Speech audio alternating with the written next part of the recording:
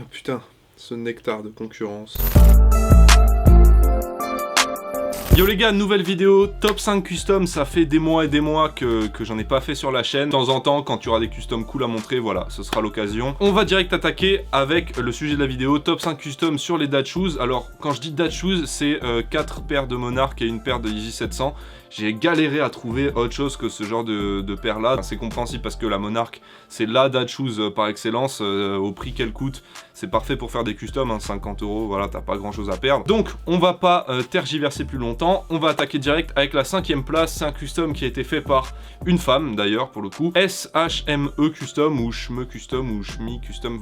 Pour le coup, je sais pas, je vais pas te mentir, je suis un peu un zouave. C'est un custom sur une Nike Air Monarch 4 qui reprend le coloris Moab. Donc, c'est un coloris assez connu chez Nike. Tu peux le retrouver déjà sur les Air Moab. Je crois qu'il avait été fait sur des Warash et sur plein d'autres paires. C'est un coloris que j'aime bien et pour le coup c'est assez difficile à porter. En fait c'est un coloris assez spécial. Je pense que tu peux pas porter ça avec n'importe quelle tenue, etc. Mais voilà, pour le coup sur une Monarch, j'aime bien le custom. Faut savoir que moi de base j'aime pas les Air Monarch déjà et j'aime pas le délire dad shoes en fait. Les Monarch j'aime pas spécialement, je trouve ça trop gros, trop massif, etc. Et en fait je trouve que le coloris Moab déjà sur la paire il affine un petit peu la silhouette. Je vais pas dire qu'il la rend beaucoup plus petite, etc. La paire reste assez massive. Tu sens moins que c'est une grosse paire sa mère, tu vois. Je trouve ça plutôt cool, le custom est stylé, il est vachement bien fait. Les placements des couleurs et tout, je trouve ça assez cool. Et voilà, 4ème place. Même personne pour le coup, SHME Custom. C'est un custom sur une Monarch 4 encore une fois, au coloris de la 95 néon. Pour le coup gros, ce coloris là, il déglingue vraiment, je le trouve trop lourd. Le fait d'avoir repris, tu sais, les bandes sur les côtés des Air Max 95 et d'avoir repeint ça sur la Monarch, je trouve que ça apporte vraiment un putain de truc. Le coloris, bah de toute façon le coloris néon sur les 95 il défonce en général. Mais voilà, sur la Monarch, je trouve ça va vachement bien. Le fait en fait d'avoir mis sur les côtés les bandes et que ça fait un espèce de dégradé petit à petit, tu vois. Je trouve ça vraiment cool sur la Monarch, ça va vachement bien. Les couleurs c'est stylé, le custom est très bien fait, donc voilà, bravo, big up. On passe à la 3ème place. 3ème place, c'est un custom qui a été fait par Mash Custom, donc c'est un quinri. Et là pour le coup, donc c'est sur une Monarch 4, et en gros il a pris un coloris, pas d'une paire qui existe déjà, il a pas créé un coloris en fait. Il s'est inspiré d'une paire que tu vois dans un épisode des Simpsons, l'espèce de Nike là, montante, la paire que Ned Flanders utilise pour courir. With assassins! Oh, you betcha.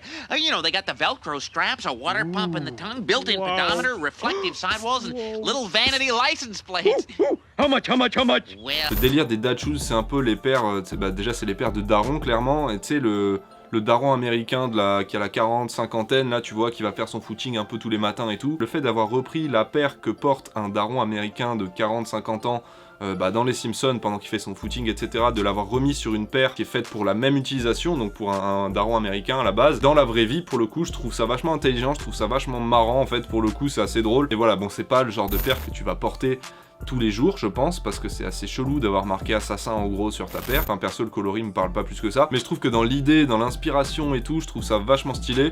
Alors, au niveau de la création, il a juste repris en fait et retransmis sur la paire ce qu'il y avait dans l'épisode des Simpsons, donc voilà, il a pas spécialement créé un truc, mais je trouve que le fait d'avoir eu cette idée en fait de faire tout ça assez cool. Donc voilà, 3ème place, c'était stylé, c'était marrant. 2ème place, on a encore et un dernier custom sur la Monarch 4, c'est le custom le plus simple de tous pour le coup, c'est un sol swap qui a été fait par Dank Custom. Donc en gros il a tout simplement pris la Monarch OG, la blanche et bleu navy un petit peu, et il a mis une semelle d'Air Max 90 au lieu de la semelle de Monarch de base. Et pour le coup, moi qui aime pas trop la silhouette, bah là pour le coup je kiffe bien. Je trouve que voilà, ça fait plus pointu vers l'avant, etc. Ça s'apparente plus à la forme de la Air Max 90 que de la Monarch pour le coup. Je pense que ça me plaît un petit peu plus, ça fait moins cet aspect en fait où la paire elle est massive, qu'avec la semelle de 90 t'as pas cet effet où la paire elle est vraiment... c'est chelou à expliquer, je suis un peu con quand même. Ce qui me plaît pas de base sur la Monarch, pour le coup ça y est plus tant que ça sur le custom, et c'est pour ça que je l'ai mis en 2ème place, même si c'est hyper simple, même s'il n'y a pas un coloris particulier ou quoi, parce que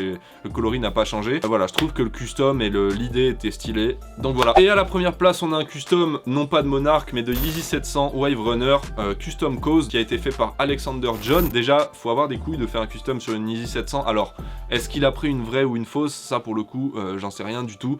Je pense que comme ça a été relayé sur tous les les gros sites de sneakers américains, je pense que voilà, c'est un minimum sûr. Faut quand même avoir des couilles pour faire un custom sur une paire qui, à l'époque où le custom est sorti, c'était à la toute première sortie des 700 aux États-Unis seulement, sur le site Yeezy Supply, un truc comme ça. C'était assez la paire très limitée quoi, c'est pas t'as pas autant de 700 que maintenant quand il a fait ce custom. Et voilà, je trouve que le custom cause, j'ai l'impression qu'il y a toujours un custom cause dans chaque top 5 custom d'ailleurs. Je trouve que le custom est stylé. En fait, c'est pas blindé de motifs cause, de couleurs de partout. En fait, je trouve que voilà, ça reste original, ça reste assez particulier tout en restant assez sobre, assez coloré, etc. Et je trouve que voilà, le custom il déglingue. Moi en général, les custom cause je kiffe.